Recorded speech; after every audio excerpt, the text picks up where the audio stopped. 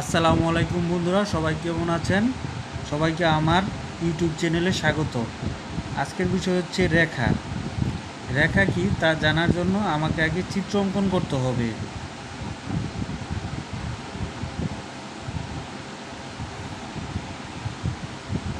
প্রথমে সমান একটা দাগ দিই, এইদিকে একটা অ্যারো চিহ্ন, এইদিকেও একটা অ্যারো চিহ্ন।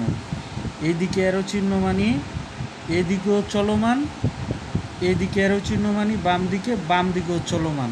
তার মানে দুনো দিকেই চলমান, কোনো দিকেই থামবে না।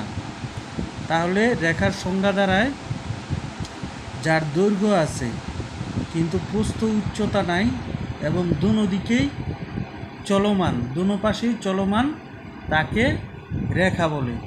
তাহলে আজকের মতো বিদায় নিচ্ছি বন্ধুরা, সবাই ভালো থাকবেন। আল্লাহ হাফেজ।